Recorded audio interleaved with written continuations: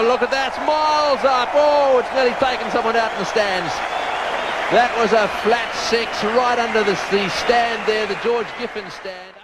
Hi everyone, and welcome to this CRIQAZI short in which I, your host Param Kazi, will talk about the first test match played between Pakistan and Sri Lanka in Rawalpindi, the first test match in Pakistan in over a decade, a test match that was drawn due to bad weather, lots of rain. So, lots to talk about, let's get right into it. First up, I'd like to talk about the selection. Now, ever since Misbah-ul Haq has come to the helm as coach and selector of the national team, there have been a bunch of questionable selection calls. This test match was no different, as Misbah opted to drop Yasir Shah from the playing 11 and play four frontline seamers in Shaheen, Shinwari, Abbas and Naseem. Now, tactically, this wasn't the worst decision, as the Rawalpindi pitch was a bit pacey and there was nothing in it for the spinner. But I do feel that it wasn't the right call. Had it been me, I would have played the four frontline seamers in addition to Yasir and played one less batsman.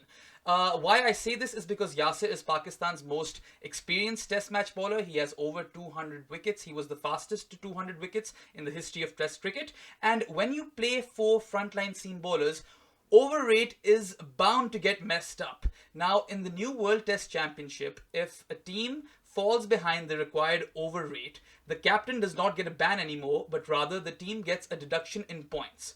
Had Sri Lanka gone on to bat 120 overs or more, Pakistan would have certainly have had some points deducted from the 20 points that they eventually did accumulate as a result of this drawn test. So that's why I think that wasn't a very wise decision. And if Misbah does want to play four seamers again in Karachi, he better play Yasir as well, or just play three seamers and Yasir.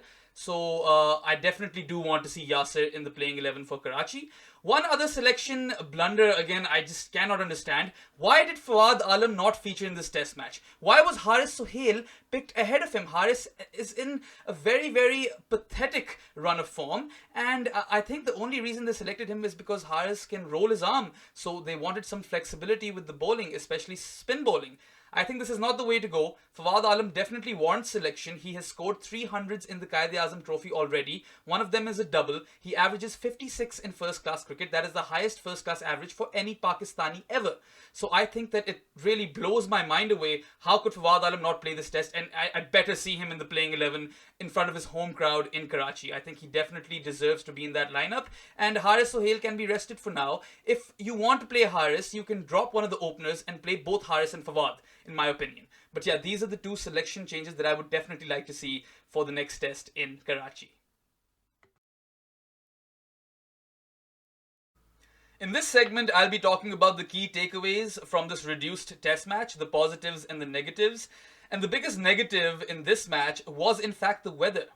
There was a lot of rain, due to which we only got about 2 complete days of test match cricket, and a lot of the sessions were lost due to the rain and a wet outfield. Now, I understand that the PCB cannot control the weather, that is out of their hands, but what they can control is mitigating the wet outfield. It is absolutely inexcusable not to have an adequate ground staff and the proper equipment to mitigate a wet outfield. So many sessions were lost due to a wet outfield, and I think that if the PCB wants to continue to host international test cricket in Pakistan, they will have to have this covered, because rain is inevitable and one should always be prepared for these things.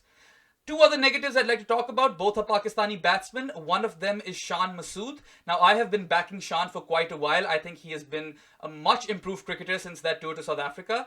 But he really needs a big score. Now, over here, he had that opportunity, but he blew it away by holding out to mid-off on a full toss. Now, I do think that Shan does possess the tools to succeed at test level, but the clock is certainly ticking on him and he does need a score in Karachi. I would personally give him another shot. I would play him in Karachi, and I do think that he does have the potential to succeed, but he will be a nervous chap right now. The second batsman is Pakistan's captain, Azhar Ali. Another lowish score for him, 36. His lean run with the bat continues, and this really must be getting on the mental side of things for him too. He knows that in order to stay as Pakistan captain, he needs to perform with the bat. His average has been in the mid to high 20s ever since Misbah and Yunus retired, so that is a big cause of concern. And I think Azhar would be worried than anyone else, more worried than anyone else about this. So I really hope he does get some runs under his belt, but this is one of the big negatives for Pakistan in this test match. And his captaincy will be affected by this too. If Azhar does not perform with the bat, then his captaincy will suffer. So the Karachi test is a big one for him. Let's see how that unfolds. As for the positives, one big positive is that Pakistan's morale will be extremely high going into the Karachi test. Having ended the Rawalpindi test on an extremely positive note, they scored 252 runs for the loss of 2 wickets only. And perhaps the biggest positive is the revelation of Abid Ali as a test match opener. Now, Pakistan has struggled to find good solid openers in the longest format for a while, and Abid Ali just came into the side and cut his way to perfection to go on and score 100, an unbeaten 100 in his very first test match innings. He also becomes the first player in the history of the game to score 100 on both ODI and test debut. So lots of promising signs there. I have a lot of expectations from Abid, and I think he should be given an extended run in the team now. He should be given at least 10 test matches to prove his worth. And the other positive would be Babar Azam. His star continues to rise in test match cricket. He averages close to 40 now, 39.66 as a result of his unbeaten 100 today.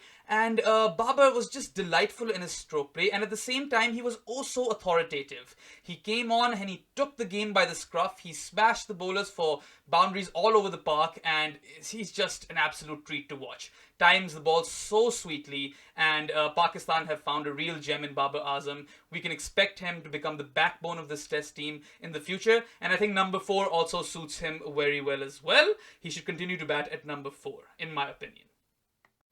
Before I move on to the next and final segment, I'd just like to talk a little bit about Pakistan's inexperienced test match fast bowling quartet. Now, even though they failed to take 10 Sri Lankan wickets and bowl the opposition out, I think they fared pretty well. They bowled some good test match lengths, and Shaheen Shah Afridi, in my opinion, has been the pick of Pakistan's test match bowlers this season. He continued his fine form, took a couple of important wickets. And then Naseem Shah. So good to see him with the test team. I've said this before. It's so important for Naseem to get some miles under his belt, bowl some overs, long spells in a test match cricket, and that was possible in this game. He did bowl well in patches, got a few wickets to his name as well, and bowled an absolute rip-snorter of a bouncer to Dimut Karunaratne, hit him on the back of the head. And if there's one thing that this kid can do, it's bowl fast. Pakistan definitely need that, so he should be continued to nurtured. And I think it's also nice to give him some test match game time before he is shipped out to the under-19 team with Ijaz Ahmed. Shinwari made his test match debut. I think he bowled pretty well. He definitely looks the part. I think he should also be given an extended run in this team. He should be kept close to the side. I definitely pick him over Musa Khan. And then Abbas also seems to be getting his groove back, even though he's not really there yet.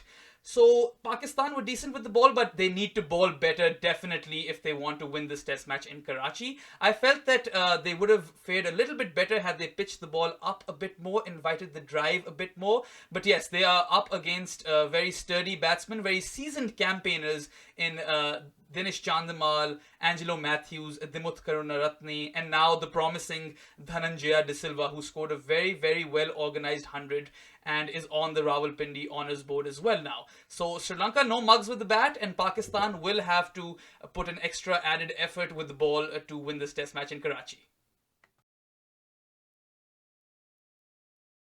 I couldn't possibly end this video without talking about the crowd turnout for the Pindi test. Now, the Pindi crowd on day 1 was pretty decent. The stadium was buzzing and you could hear the vuvuzelas as well. But what really surprised me was that on the final day of the test match, in a test match that had been rained out for the most part, and a day which was inconsequential in the scheme of things, as the result was certain to be a draw, the people of Rawalpindi came out in numbers. It was a massive crowd, almost a full house, and they were treated to magnificent batsmanship by Abid and Babar. They chanted their names as they scored their runs, and they definitely got their money's worth. And I'm so happy for both Babar and Abid as well, as they became the first centurions for Pakistan on home soil in over a decade. some Pakistani batsmen finally got to feel that euphoria of scoring a Test match 100 in front of your home crowd. They had been playing in front of empty crowds in empty stadiums in the UAE for over a decade. So that's a really, really heartwarming story. And it's really heartwarming to see such a big Test match crowd in general in Pakistan, because Test cricket, they say, is in decline, and the Test crowds across the world in the recent past haven't been great. So all in all, it was a great win for Pakistan in terms of PR, and a great advert for Test cricket as well. And I expect Karachi to follow suit. It's a cricket-loving city, and I expect them to fill up the stadiums as well. I urge all the Karachiites to come out and support your team, because they definitely need it. Sri Lanka are a very, very formidable opponent. They are ranked number 6th in the world. Pakistan is ranked 8th in the world, so they are a better side than Pakistan currently. And we must not forget that not too long ago, only a year ago, Sri Lanka became the first ever Asian side to win a Test series in South Africa. So they are definitely a very, very decent team, and Pakistan will have to play really well to win the Test match in Karachi against them. But yeah, that is all from this video, guys. I hope you enjoyed this video. If you did, please like, share and subscribe by hitting that bell icon below. And if you have any feedback for me, I'm all ears. Please put your feedback in the comments section. And if you want me to cover specific content, please let me know and I will try to deliver to my best. I tweet at Def Mango, and the Instagram, Facebook and YouTube pages are called CRIQAZI. You'll be hearing from me in a little while as I'm traveling to Pakistan, but I'll try to make a video while I'm there on the second test. That's all from me, guys. Bye-bye.